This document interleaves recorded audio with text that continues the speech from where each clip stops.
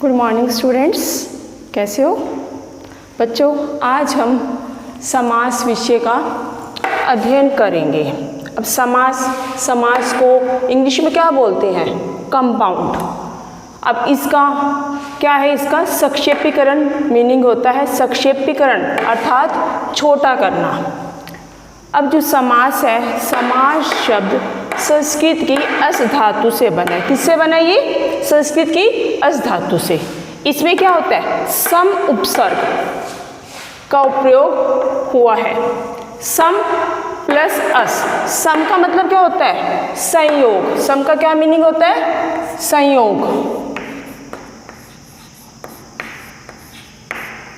और अस का मतलब होना। होना मतलब संयोग होना। अब समास किसे कहते हैं? दो या दो से अधिक शब्दों के मेल से जो नया शब्द बनता है, नया शब्द बनाने की प्रक्रिया को क्या कहते हैं? समास कहते हैं।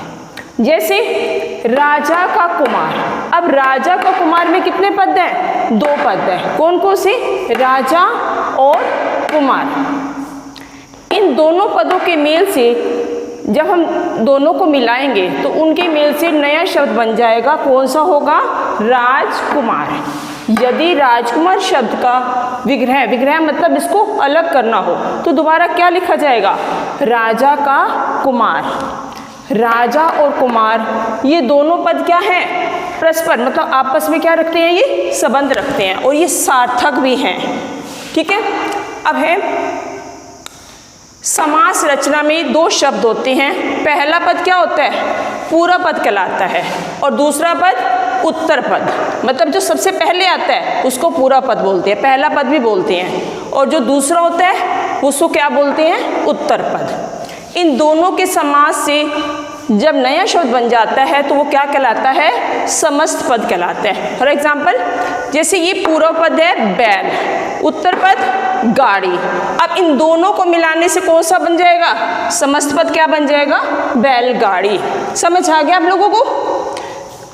समास विग्रह कैसे करते हैं? जब समस्त पद के सभी पद, जो ये समस्त पद है जैसे बैलगाड़ी, इनको अलग अलग कर दिया जाए तो इस प्रक्रिया को क्या कहलाते हैं? समास विग्रह। अब जैसे ये अलग अलग किए हुए हैं, जैसे समस्त पद हमारा है पाठशाला। अब इसका विग्रह मतलब अलग कर दिया जाए तो पाठशाला, पाठ के लिए शाला, तो ये इसको अलग कर दिया गया है तो ये हमारा क्या बन जाता है? समास विग्रह बन जाता है। अब बच्चों बताओ कि समास के कितने भेद होते हैं? समास के कितने भेद होते हैं बच्चों? समास के 6 भेद होते हैं। कितने होते हैं? 6। पहला कौन सा है? अव्ययभाव समास, दूसरा तत्पुरुष समास, तीसरा कर्मधारय समास, चौथा द्विगु समास, पांचवा द्वंद्व समास, छठा कौन सा है? बहुब्रीहि समास। पता लग गया कितने होते हैं समास? 6 होते हैं। पहला है अव्ययभाव समास। जिस समास में क्या होता है? पहला पद अव्यय होता है और उसी की ही प्रधानता होती है, उसे क्या कहते हैं? अव्ययभाव समास कहते हैं। जैसे पहले समस्त पद और समास विग्रह की आपको नॉलेज हो गई है। अब ये देखो इसमें क्या है? समस्त पद हमारा क्या है? आज जन्म। आज जन्म तो क्या होता है? जन्म भर, यथाशक्ति, शक्ति के अनुसार। इसका याद करने का एक और भी तरीका है बच्चों, इसको हम उपसर्ग की तरह भी कर सकते हैं। जैसे उपसर्ग में क्या होता है? जैसे ये आ क्या है हमारा? उपसर्ग। यथा क्या है? उपसर्ग। प्रति मतलब ऐसे उपसर्ग की तरह भी होते हैं, उसे क्या कहते हैं हम? अव्ययभाव समास। दूसरा है हमारा तत्पुरुष समास। जिस समास का पहला पद गौण और दूसरा पद क्या होता है? प्रधान होता है, और जहाँ पर दोनों पदों के बीच मतलब जब दो पद होते हैं तो उनके पदे क्या होता है? बीच में विभक्ति चिन्हों का लोप हो जाता है, वो क्या कहलाता है?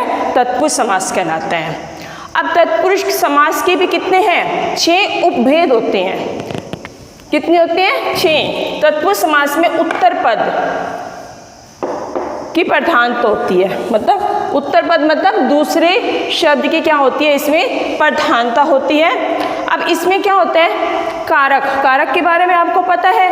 कारक में कर्ता और संबोधन के अलावा इसमें सभी चिन्हों का प्रयोग किया जाता है। पहला हमारा क्या है? कर्म तत्पुरुष। कर्म कारक की विभक्ति, इसमें कर्म आपको याद है, कर्ता ने, कर्म को हम बोलते हैं ना, कर्म को करण से, तो ये उसी तरह है। इसमें क्या है, कर्म कारक की विभक्ति को का लोप हो जाता है। जैसे स्वर्ग प्राप्त, स्वर्ग को प्राप्त, अब को का क्या है, इसमें लोप हो जाता है। देशगत, देश को गत, गत मतलब जाना, तो इसमें भी क्या है, को का लोप हो जाता है। वो हमारा क्या कहलाता है, कर्म तत्पुरुष कहलाता है। नंबर 2, करण तत्पुरुष। करण कारक की विभक्ति से और द्वारा का इसमें लोप हो जाता है। जैसे मन चाहा, मन से चाहा, तो इसमें क्या है, से का लोप हो जाता है। बाढ़ पीड़ित, बाढ़ से पीड़ित, इसमें भी से का लोप हो जाता है। नेक्स्ट है संप्रदान तत्पुरुष। संप्रदान कारक में इसमें क्या है, के लिए का लोप हो जाता है। जैसे रहा खर्च, रहा के लिए खर्च, मतलब इसमें क्या हो गया, के लिए का लोप हो गया। देशभक्ति, देश के लिए भक्ति, तो इसमें भी किसका लोप हो गया, के लिए का लोप हो गया। नेक्स्ट है अपादान तत्पुरुष। अपादान कारक की विभक्ति में इसमें क्या होता है, अलग होना पाया जाता है। मतलब किसी एक वस्तु का जब दूसरी वस्तु से अलग होना पाया जाए तो क्या होता है, अपादान कारक का प्रयोग किया जाता है। जैसे पथ भ्रष्ट, पथ से भ्रष्ट मतलब वो रास्ते से अलग हो गया, भ्रष्ट हो गया। नेक्स्ट है पाप मुक्त, पाप से मुक्त मतलब पाप से वो मुक्त हो गया, अब वो पापी नहीं है, पाप से वो अलग हो गया, तो इसमें अलग होना पाया जाए वहाँ पे क्या होता है, अपादान तत्पुरुष होता है। संबंध तत्पुरुष, संबंध तत्पुरुष में क्या होता है, मतलब किसी एक वस्तु का जब दूसरी वस्तु से संबंध होता है तो उसमें संबंध तत्पुरुष होता है। जैसे का के की, इसमें का के की का लोप हो जाता है। देश प्रेमी, देश का प्रेमी मतलब उसका किसके साथ संबंध है, देश के साथ संबंध है, तो क्या हो गया ये देश प्रेमी। भारत रत्न मतलब भारत का रत्न है, किसी का भी नाम हो सकता है, वो भारत का मतलब रत्न है। अधिकरण तत्पुरुष, अधिकरण कारक की विभक्ति में और पर का इसमें लोप हो जाते हैं। जैसे वनवास, वन में वास। घुड़सवार, इसमें क्या होता है, घुड़सवार मतलब घोड़े पर सवार, इसमें अधिकरण का तत्पुरुष का प्रयोग किया जाता है। अब मैं आपको कर्मधारय समास के बारे में बताने जा रही हूँ। कर्मधारय समास में क्या होता है, जहाँ एक पद विशेषण और दूसरा विशेष्य हो, वहाँ क्या होता है, एक पद विशेषण और दूसरा विशेष्य हो, और एक पद उपमान और दूसरा उपमेय हो, वहाँ क्या होता है, कर्मधारय समास होता है। फॉर एग्जाम्पल नीलकंठ, नीला है जो कंठ। चंद्रमुख, चंद्र के समान मुख। देहलता, देह रूपी लता। अब इसकी पहचान क्या है कर्मधारय समास की, कई बार क्या होता है कर्मधारय समास और बहुब्रीहि समास में कुछ वर्ड जो होते हैं मिलते जुलते होते हैं, तो आपको कैसे पता लगेगा कि कर्मधारय समास है या बहुब्रीहि समास है। तो इसमें क्या होता है, ऑलमोस्ट नीला है जो आ जाएगा, के समान आ जाएगा, रूपी आ जाएगा, तो वो कौन सा समास होता है, कर्मधारय समास होता है। नेक्स्ट है हमारा द्विगु समास।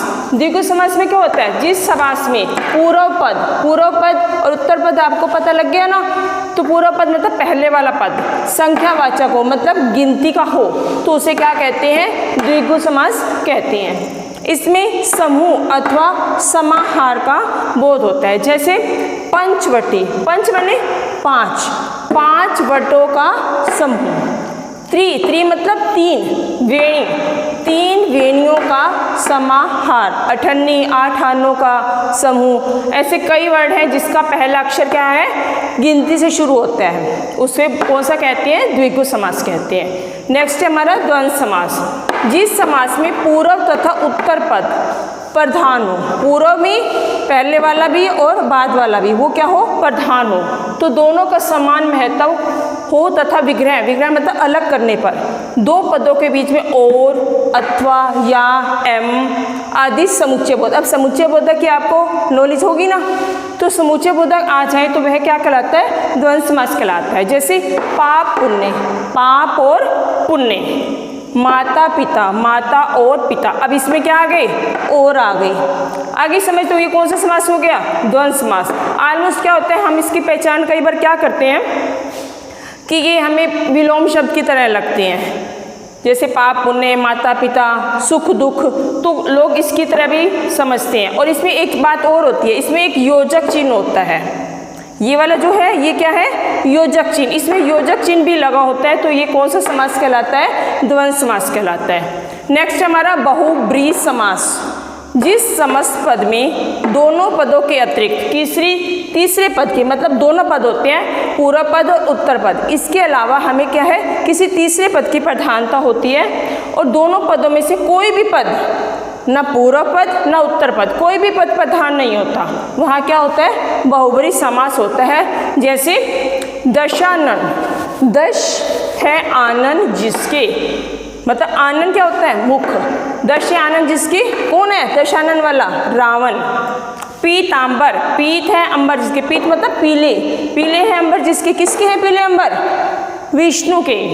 नीलकंठ, नील मतलब नीला, नीला है कंठ, कंठ मतलब गला जिसका, किसका नीला कंठ है, शिव का। और इसकी एक पहचान और भी होती है कि बहुब्रीहि समास ऑलमोस्ट देवी देवताओं के नाम पर ही होते हैं, तो इसकी पहचान ये भी होती है एक। मुझे लगता है आप लोगों को समास सही अच्छी तरह समझ में आ गए होंगे। अब